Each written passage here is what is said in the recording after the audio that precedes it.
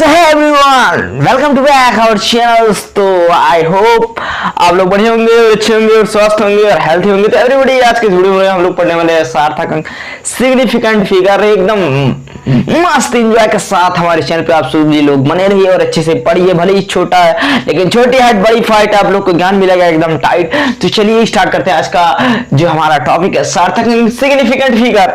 बहुत ही शानदार और बहुत ही आसान तरीके से बताएंगे, तुरंत आप लोग को खोपड़ा में घुस जाएगा। तो सार्थक अंक देखो क्या होता है। सार्थक अंक किसी भौतिक राशि के शुद्ध मापन के लिए जिन अंकों का प्रयोग किया जाता है उसे सार्थक अंक कहते हैं। इसकी बहुत ही बड़ी जरूरत, आवश्यकता, नीड पड़ती है हम लोग के लिए।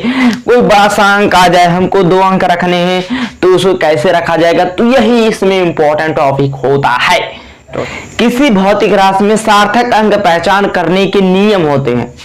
तो फर्स्ट नियम हम बताने वाले हैं, जो पहला नियम है भैया, सभी आशून्य अंक हमारे सार्थक अंक कहलाते हैं। आशून्य अंक क्या होता है? जिसमें शून्य ना हो, क्लियर कट एकदम आवाज से ही पता चला है। आशून्य अंक जिसमें कोई भी शून्य ना हो, जैसे या का 2 3 सटा के लिख रहे हैं, 5 6 1 2 3 4 5 6 8 9। इसमें कहीं शून्य आया कहीं नहीं सुना है, तो इसमें कुल क्या है? सार्थक अंक है। या का 2 3 4 5 6 7 8 9 10 सार्थक अंक है। सार्थक अंक बराबर 10।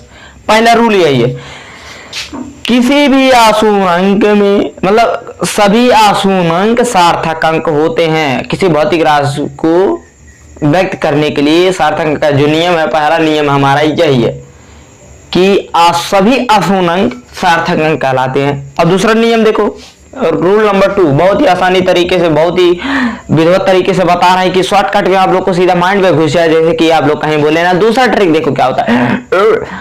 आशून्य अंक, जो आशून्य अंक होता है उसके यदि दाईं तरफ लेफ्ट साइड अर्थात पीछे कह लो, अगर उसके पीछे 0 आ गया ना बाबू, जैसे 5 6 2 8 ऐसे 0 आ गया ना, तो ये जो 0 हुआ है ना, ये सार्थक अंक नहीं कहलाएगा, ये यहाँ पे हीरो नहीं बनेगा। तो इसमें कितने सार्थक अंक, कितने सार्थक अंक? 2 2 4 सार्थक अंक, 4। समझ में आ गया। अब रूल तीसरा देखो, टोटल 5 नियम है, 5 नियम बताएंगे।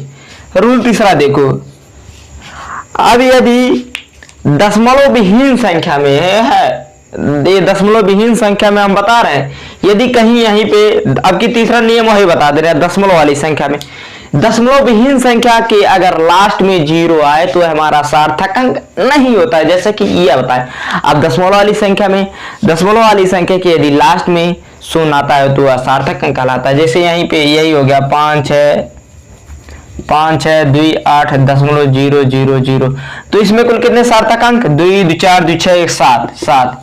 दशमलव के बाद इसे दशमलव विहीन है, ये दशमलव वाली संख्या, तो इसके बाद जो अंक आएगा वो कोफिशिएंट, मतलब सॉरी सिग्निफिकेंट फिगर होगा, अर्थात सार्थक अंक कहलाएंगे। समझा गया तीसरा नियम। और चौथा नियम देखो, चौथा नियम भी इसी वक्त समझ लो, यदि 2 आशून्य अंकों के बीच यदि 0 आता है तो सार्थक अंक कहलाता है। जैसे देख लो 5 6 0 0 दशमलव 0 1 2 5, तो ये जो 0 है ना, ये 0, ये सार्थक अंक होंगे, चाहे दशमलव हो चाहे ना हो। यानी कि 2 आशून्य अंकों के बीच में आने वाली संख्या सार्थक अंक कहलाती है, चाहे दशमलव हो चाहे ना हो। इसमें कुल टोटल कितने सार्थक अंक? 2 4 6 8 होंगे। यही दशमलव ना रहे तब भी 8 होंगे, 1 0 बढ़ा दो तो 9 हो जाएंगे। समझ में आ गया? क्लियर कट बता रहे एकदम। अब हमारा 5वां रूल है, ये रूल समझ जाओगे उसके बाद क्या होता है, फिर उसके बाद जोड़ घटाना इसके नियम के आधार पर हम सिखाएंगे। तो देखो अगला रूल जो 5वां है यही है, जैसे 0 0 दशमलव 0 0 1 2 5 6, यानी कि जो आशून्य अंक के पहले जो 0 आएगा, आशून्य अंक के पहले जो 0 आता है वो सार्थक अंक नहीं कहलाता है, चाहे दशमलव हो चाहे ना हो। आशून्य अंक के पहले यदि दशमलव आया, आशून्य अंक के पहले शुरुआती चरण में, तो हमारा सार्थक अंक नहीं कहलाएगा। जैसे कि इसमें टोटल कितने सार्थक अंक? 4 सार्थक अंक, 4। समझ में आ गया होगा। अब आप लोग के मन में डाउट होगा तो कमेंट में बता देना, मैं सब बता दूंगा। देखो पहला नियम क्या आता है, चलो जो हमारा ये चौथा है इसको दूसरा नियम मान लेते हैं। हाँ चलो वैसे समझ जाओ। पहला नियम क्या कहता है, सभी आशून्य अंक सार्थक अंक कहलाते हैं। अब इसमें सीरियल वाइज नहीं, चाहे जो पहले दूसरा मान सकते हो। और ये नियम देखो, ये क्या कहता है कि दो आशून्य अंकों के बीच में आने वाली संख्या सार्थक अंक कहलाती है, चाहे दशमलव हो चाहे ना हो। दशमलव विहीन संख्या के अंत में आने वाला 0 सार्थक अंक नहीं कहलाता है। दशमलव वाली संख्या के आफ्टर दैट अंत में आने वाला संख्या सार्थक अंक कहलाता है। जैसा कि ये सार्थक अंक कहलाएगा क्योंकि दशमलव के बाद आया है, ये दशमलव विहीन है उसके बाद आया, इसलिए सार्थक अंक नहीं कहलाएगा। 2 2 4 होगा। आखिरी हमारा एंड पॉइंट जो होता है यानी कि आशून्य अंक के पहले आने वाले शून्य सार्थक अंक नहीं कहलाते हैं, चाहे डेसिमल हो चाहे ना हो, तब भी 4 शून्य नहीं होंगे। समझ में आ गया कि नहीं आ गया? अब चलिए सार्थक अंक को हटाने के नियम हम पढ़ते हैं। सार्थक अंक को कैसे हटाया जाता है? देखो, सार्थक अंक हटाने के बहुत ही नियम है। यदि कोई संख्या 5 से बड़ा होगा तो उसके पहले वाली संख्या में 1 जुड़ जाएगा। यदि संख्या 5 होंगी तो उसके कुल 2 नियम है।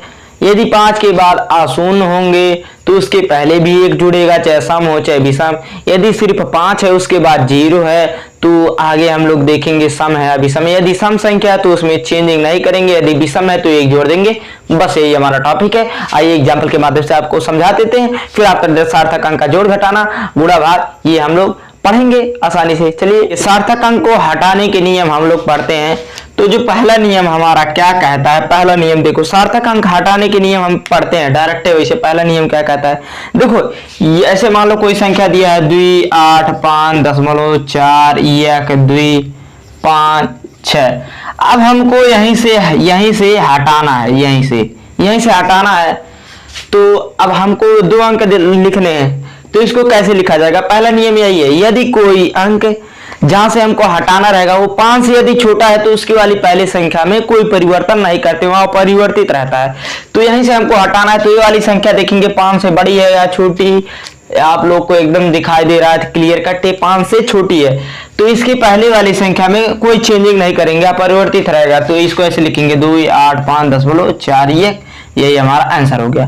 फर्स्ट नियम यही है, फर्स्ट नियम। अब दूसरा नियम देखो, दूसरा नियम क्या कहता है, यदि हटा, अब यही दूसरा नियम यही कर दो, 5 6 2 8 दशमलव 1 5 6 2। अब देखो दूसरा नियम है, अब हमको मान लो ये 2 अंक रखना है या ये 2 अंक हटाना है, तब हम लोग क्या करेंगे, अब जो है इसको ऐसे उतार लो, इसको ऐसे उतार लो, 5 6 2 8 दशमलव 1।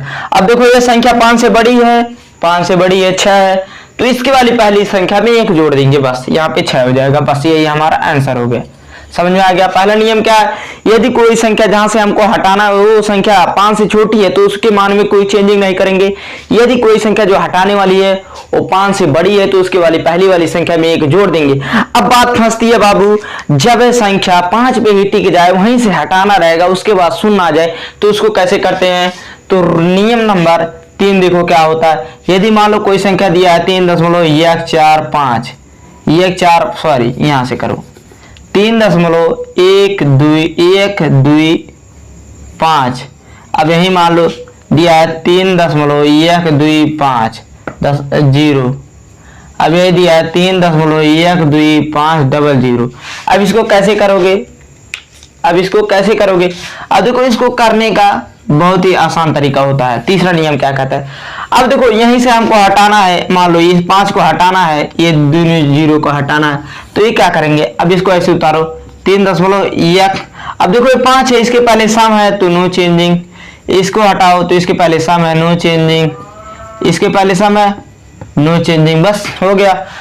अब देखो बात ये फंसती है, यदि यहाँ पे अगर कहीं दिया होता 3, यहाँ पे दिया होता 3, यहाँ पे दिया होता 3, तब क्या होता, तो यहाँ पे जो होता है 4 4 4 होता था, क्योंकि विषम है तो 1 ऐड हो जाता। समझ में आ गया? विषम है तो 1 ऐड हो जाता। अगला नियम जो है हमारा चौथा, ये 2 अलग अलग नियम होते हैं, एक सम एक विषम, हमने दोनों एक ही करके बता दिया, एक ही में बता दिया, एक ने सिमेट दिया है, जिससे कि आप दोनों एक साथ बताएंगे, जिससे कि और अच्छे समझ में आएगा, आप लोग को समझ में आ जाएगा। यहाँ सम होता तो नो चेंजिंग, अगर विषम है जैसे 3 है तो यहाँ पे 1 ऐड हो जाएगा, 4 हो जाएगा। अब चौथा नियम देखो क्या कहता है, जैसे दिया है 5 6 2 8 दशमलव 5 6 2 या 1।